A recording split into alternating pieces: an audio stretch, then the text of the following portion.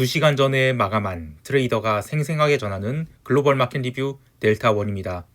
우리 증시는 갭 상승 후 오전장에 또 슈팅을 주었고 해외 시장은 의외로 유럽 증시가 갭 상승하였다가 상승분을 모두 반납하는 등 방향성을 잡지 못하는 가운데 미국은 FOMC 이벤트를 이런 논 이벤트도 있을까 싶을 정도로 무난히 넘겼습니다. 한편 비달러 바스켓은 엔화와 유로화를 중심으로 나름 강한 조정을 받았는데요. 아시아 세션부터 눌림이 있었던 것을 미국 세션 시작 직전 미국이 스캇 베센트 재무장관이 엔화에 대한 시장 개입 같은 것은 전혀 하지 않고 있다라고 하면서 급락이 나왔고 골드와 실버도 일시적으로 눌림이 나왔는데 비달러가 눌려서 마감 것과 달리 귀금속은 1시간도 안 돼서 눌림을 모두 회복하였고 폭등을 이어갔습니다. 1월이 마지막 거래일이 지금 이틀 남았는데 시장 어떻게 보고 있는지 대응 전략과 함께 이야기합니다. 먼저 아시아 세션 리뷰 시작할게요. 우리 증시는 1% 넘는 갭 상승 출발을 한 뒤 하루 종일 선물 미결제 약정이 빠지면서 고가권에서 횡보를 하였습니다.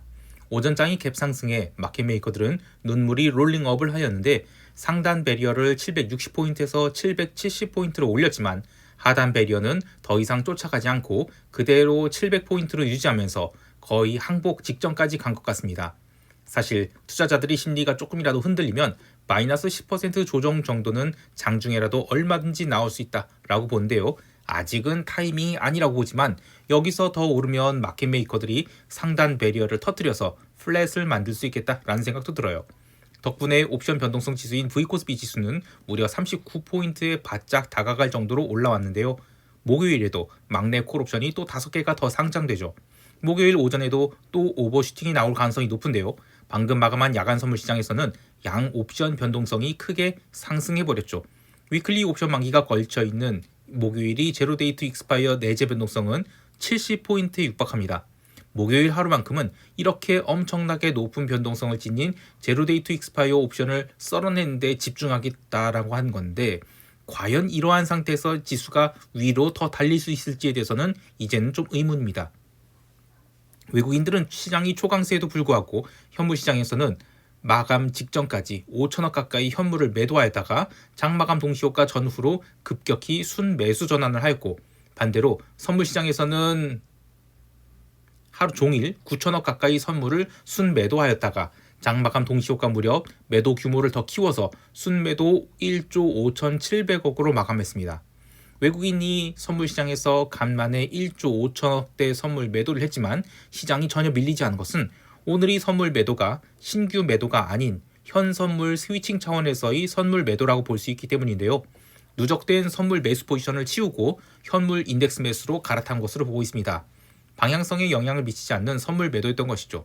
또 하나 볼 것은 외국인들이 오늘도 현대차를 2,400억 넘게 매도하면서 이번 달 들어서 현대차 한 종목에만 무려 4조 4천억이 순매도를 쌓은 것인데요. 한 종목에 이렇게 짧은 기간 내에 순매도를 쌓은 적이 있었나 싶을 정도입니다. 삼성전자와 SK하이닉스도 화요일에 매수한 부분을 60% 이상을 다시 매도로 토해내는데요. 역시 현재의 시장을 주도하는 것은 외국인이 아닌 국내의 개인 큰손들 그리고 리테일이 레버리지 ETF 투자자들이라고 할 수 있겠습니다. 선물 베이시스는 오전장에 나름 강하게 눌리면서 백오데이션을 넘나들었지만 점심시간 이후로 시장이 더 이상 눌리지 않자 다시 1호 베이시스를 넘는 콘텐고로 전환하기도 했는데요. 하지만 기본적으로는 선물 미결제 약정이 하루에만 무려 6,700계약 넘게 빠지는 등 포지션 청산이 흐름이 주로 나타났기 때문에 베이시스 눌림이 프로그램 차익 거래로 나타나는 것은 제한적이었습니다. 매도 차익 거래로 나타나는 것은 제한적이었습니다. 선물 미결제 약정은 다시 21만 3천 계약대로 내려가 버리면서 연중 최저치에 근접하였는데요. 하나 또 볼 것은 외국인들이 의외로 먼슬리 옵션 시장에서 합성 선물 매도를 꾸준히 누적하고 있는 점입니다. 이 부분은 차후 이야기하도록 하겠습니다. 옵션 시장을 보면 마켓 메이커들이 오전장이 급등해 상단 배리어를 부지런히 770포인트까지 올렸고 하단 배리어는 그대로 700포인트를 유지하되 극외가격 풋옵션이 미결제 약정은 크게 늘렸는데요. 지수가 급등하고 있다 하더라도 더 이상의 상승은 정말이지 오버액션이다 라고 보는 것 같아요. 근데 작년 10월 말부터 11월 초에도 비슷한 흐름이 있었습니다. 그때도 더 이상의 상승은 오버액션이다 이렇게 보았지만 마켓 메이커들은 어쩔 수 없이 상단 배리어를 터뜨려서 플랫으로 만들었는데 그 다음부터 시장이 이틀간 매우 강한 조정을 보였죠. 결국 미결제 약정을 누가 보유하고 있는가, 그리고 그 보유자들의 행동에 따라 시장이 움직임이 결정될 가능성이 높은데요. 우리 시장에는 리테일이 이른바 닥치고 매수 수급이 너무나 강하게 들어오고 있어요. 다들 이건 아니지 라고 생각하는 시점에서 시장이 음봉을 하나 맞게 될 것인데, 그 음봉이 나오기 전까지는 아무 생각 없이 시장이 상승을 따라가도록 해야 되겠습니다. 내재 변동성 39포인트 시대라 참 뭐라 말을 할 수가 없겠어요. 이제 유럽 세션 넘어갈게요. 유럽 증시는 개장 2시간 전 ASML이 실적 발표가 있었고 굉장히 실적이 잘 나오면서 갭으로 6% 상승 출발하게 됩니다. ASML이요. 지수 말고요. 이에 따라서 유럽 지수 선물도 1%대 상승을 하면서 월중에 기록했던 역사적 고점 갱신하는 건가 싶었는데, 의외로 본장 개장 후에는 어마어마한 차익 실현 물량이 나오면서 ASML을 음봉으로 밀어버렸고요. 유로스탁스 50 지수 또한 고점에서 거의 마이너스 2%를 스트레이트로 하락시키게 됩니다. 변동성도 꾸준히 올라서 18.9포인트까지 상승했는데요. 유럽 반도체 주식들이 너무나도 좋은 실적과 포워드 가이던스를 발표했음에도 불구하고 강한 차익 실현 맞은 게 핵심이에요. 게다가 루이비통 실적 발표도 있었는데 마찬가지로 나름 잘 나왔거든요. 그런데 무려 마이너스 7.9%를 쳐맞아버렸습니다. 이런 분위기에 따라서 플래그십 럭셔리 업체인 에르메스도 무려 마이너스 3.79% 하락해서 연중 신저가를 갱신해버렸어요. 이거 의미하는 바가 크죠. 단지 유럽과 미국이 긴장 증가 때문만이 아니라 작년까지 이 글로벌 증시가 사실상 쉬지 않고 상승한 것에 대한 피로감을 좀 느낀 게 아닌가 싶어요. 아직 1월이 거래일이 이틀 더 남아있다고 하지만 1월 월봉을 이 정도 수준으로 마감한다? 그러면 올해의 위험자산 수급이 그리 녹록지 않겠다라는 생각이 듭니다. 채권 시장은 오늘도 조용했습니다. 오늘 FOMC 이벤트는 완전히 논 이벤트였죠. 금리는 동결했고 파월의 발언은 지나치게 보수적이었어요. 게다가 파월이 이 달러에 대한 질문에 대해서는 아예 이야기조차 거부했죠. 하지만 채권 변동성 지수인 무브 인덱스는 이벤트 해소에도 불구하고 2.34% 상승한 57.43포인트를 기록했는데요. 그동안 채권 변동성이 너무 눌리긴 했죠. 어쨌든 기자회견 때도 채권 시장은 아예 변화가 없었다라는 것이 핵심이에요. 통화시장에서는 두 가지 중요한 액션이 있었습니다. 한국 시간으로 수요일 새벽에 있었던 트럼프의 이른바 달러 요요 발언으로 비달러가 급등했었다가 아시아 세션에서 하루 종일 흘러내렸었죠. 유로화는 상대적으로 많이 밀렸지만 엔화는 나름 버텼어요. 그런데 새벽 0시 미국 재무장관인 스캇 베센트가 엔달러 시장에 전혀 개입하지 않고 있다라거나 미국은 항상 강한 달러를 유지하는 정책을 갖고 있다라고 하니까 비달러 바스켓이 언더슈팅을 해버리고 버티던 엔화도 빠지게 됩니다. 자, 그러면 투자자들 입장에서는 어제는 맞고 오늘은 틀린 건가요? 아닙니다. 여하튼 골드와 실버 등 귀금속들도 이 발언으로 급락했지만 30분도 안 돼서 모두 회복하게 됐어요. 자, 우리가 베센트의 과거가 무엇인지를 생각해 보자고요. 베센트는 옛날에 소로스와 함께 영란은행을 공격했던 통화 투기꾼 출신이에요. 그래서 베센트가 이런 얘기를 한 것은 고지고대로 믿으면 안 돼요. 오히려 땡큐하고 비달러 바스켓을 매수할 기회로 삼아야 되죠. 상품 시장에서도 골드의 강세 흐름은 이어졌습니다. 이미 아시아 세션 시작과 함께 1% 넘게 상승한 골드는 유럽 세션에서 추가 상승해서 5,300달러에 도달했고, 미국 세션 시작 후 베센트 장관이 발언에 잠시 5,230달러까지 눌렸지만 1시간도 안 되어 눌림을 모두 회복했습니다. 특히 2월물 선물이 실물 인수도 통보일인 First Notice Date가 지금 하루 남았죠. 작년에 있었던 딜리버리 이슈가 과연 다시 부각될 것인지에 대해서 투자자들이 긴장이 커지고 있어요. 외부 악재를 완전히 무시하고 계속 달리고 있어서 이게 쉽게 꺾일 일이 아니다 싶습니다. FOMC 이벤트도 마찬가지였어요. 금리 동결 발표부터 기자회견 마칠 때까지는 계속 박스 내에서 머물렀지만 기자회견 마치고 나서 다시 매수세가 유입됐고 골드는 5,375달러로 종가 고가 마감하게 됩니다. 골드 변동성 지수인 GVG 인덱스는 하루 만에 19.74%가 상승해서 39.67포인트로 마감했는데 이는 최근 5개년간 최고치를 갱신한 것입니다. 좀 더 길게 보면 코로나의 3월 피크 시절에 55포인트를 찍은 것, 그리고 리먼 사태의 정점, 남유럽 위기 피그스 사태라고 하죠. 그거를 제외하고는 아예 이 자리까지 온 적이 없어요. 참고로 이번에 이 골드와 실버의 실물 인수도에 대해서 투자자들이 걱정한 게 뭔가라고 하면 이게 과연 투기 수요인지 실물 인수 수요인지를 떠나서 골드와 실버 지금 증거금이 대폭 올라와 있죠.